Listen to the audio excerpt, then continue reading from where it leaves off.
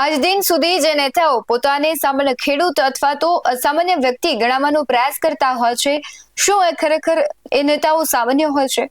કારણ કે એ નેતાઓના જ્યારે એફિડેવિટ રજૂ કરવામાં આવે છે ત્યારે એ નેતાઓ કરોડપતિ હોવાના ખુલાસા થાય છે.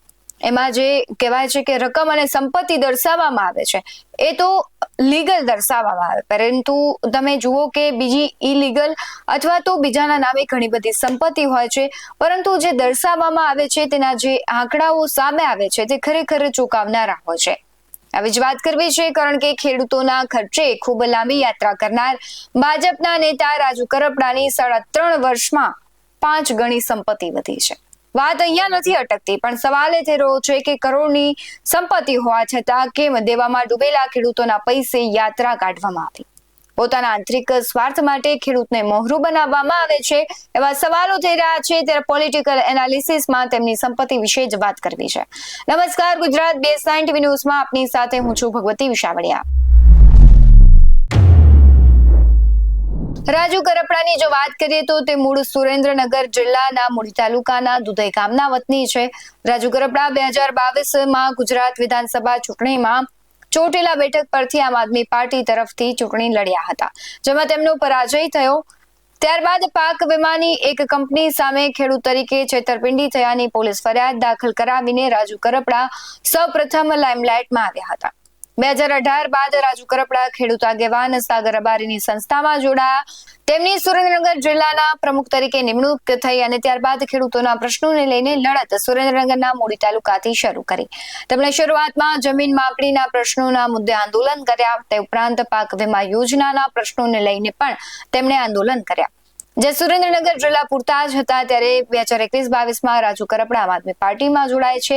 2022માં તેમણે આમ આદમી પાર્ટીએ વિધાનસભાની ટિકિટ આપી અને તેઓ 45,937 મત મેળવીને બીજા સ્થાને રહ્યા હતા. ત્યારે 11 ફેબ્રુઆરી 2026ના રોજ તેમણે રાજીનામું આપીને સૌને ચોંકાવી દીધા. તે એની પહેલાની જો વાત કરીએ તો હળદર કાંડ થયો. ખેડૂતો માટે તેઓ લડતા હતા, પરંતુ જે પછી ટર્નિંગ પોઈન્ટ આવ્યો તેમણે સૌને અચંબિત કરી દીધા હતા. જેલવાસમાંથી આવ્યા બાદ તેમણે જે ખેડૂતો માટે એક યાત્રા ન્યાય માટે કાઢી હતી અને યાત્રાનો ખર્ચ ખેડૂતો ઉપર હતો.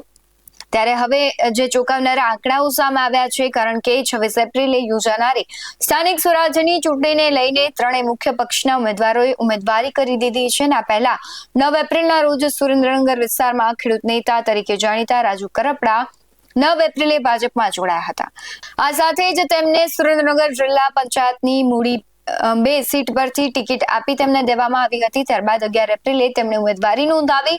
આ સમયે તેમણે કરેલા સોગંદનામામાં અને જમીન, સોના અને વાહનોની જે વિગત સામે આવી છે તે ખૂબ જ ચોંકાવનારી છે. ત્યારે સવાલ થઈ રહ્યો છે કે માત્ર 3.5 વર્ષના ગાળામાં રાજુ કરપડાની સંપત્તિમાં આશ્ચર્યજનક જે ઉછાળો આવ્યો છે તે ક્યાંથી આવ્યો? વર્ષ 2022ની વિધાનસભા ચૂંટણી સમયે રજૂ કરેલા સોગંદનામા મુજબ જો વાત કરીએ તો તેમની કુલ સંપત્તિ અંદાજે 61 લાખ હતી, જે વર્ષ 2024માં વધીને 3.12 કરોડે પહોંચી ગઈ છે. આમ તેમની મિલકતમાં 5 ગણો વધારો થયો છે.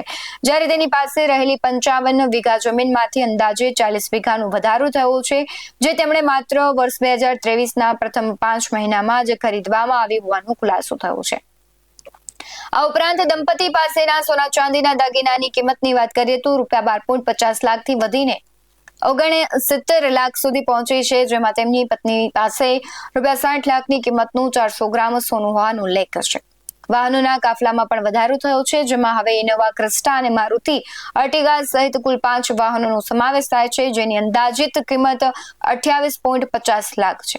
2022માં વિવિધ બેંક લોન પેટે રૂપિયા 24.97 લાખનું દેવું હતું, જે 2026માં વધીને 48.59 લાખ પર પહોંચી ગયું છે. આ ઉપરાંત કાયદાકીય મોરચે પણ તેમની મુશ્કેલીઓ વધી હોય તેમ જણાય છે. 2022માં તેમની વિરુદ્ધ નોંધાયેલા કોર્ટ કેસોની સંખ્યા 3 હતી, જે વધીને 6 થઈ ગઈ છે. આવકના સ્ત્રોત અંગે રાજકીય વિશ્લેષકોમાં અનેક ચર્ચાઓ ઊભી થઈ છે.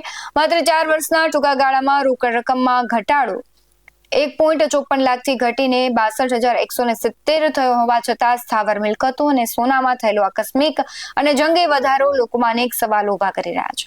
ખાસ કરીને જમીન ખરીદીના સોદાઓ અને આવકના સ્ત્રોતોને લઈને રાજકીય વિશ્લેષકોમાં અનેક ચર્ચાઓ છે. આ આંકડાઓ આગામી ચૂંટણીમાં તેમના માટે કેવો માહોલ તૈયાર કરશે તે જોવું રહ્યું. તમારું રાજુ કરપડાને લઈને શું માનવું છે? કારણ કે આવા ઘણા બધા નેતાઓ છે કે તેમણે રાજકારણમાં ઝંપલાવ્યા બાદ અચાનક જ ટૂંક સમયમાં ખૂબ મોટી સંપત્તિમાં વધારો થતો હોય છે. તમારું જે કંઈ પણ માનવું હોય, તમારું જે મંતવ્ય હોય તે કમેન્ટ બોક્સમાં જરૂરથી જણાવજો. બાકી આવા જ વધુ અહેવાલો સાથે ફરી મળતા રહીશું. તમે અમારી યુટ્યુબ ચેનલને સબસ્ક્રાઇબ કરવાનું અને ફેસબુક અને ઇન્સ્ટાગ્રામ પર ફોલો કરવાનું ભૂલશો નહીં. બાકી અમને નવી અપડેટ્સ મેળવવા માટે આપ જોતા રહો BS9 ટીવી ન્યૂઝ. નમસ્કાર.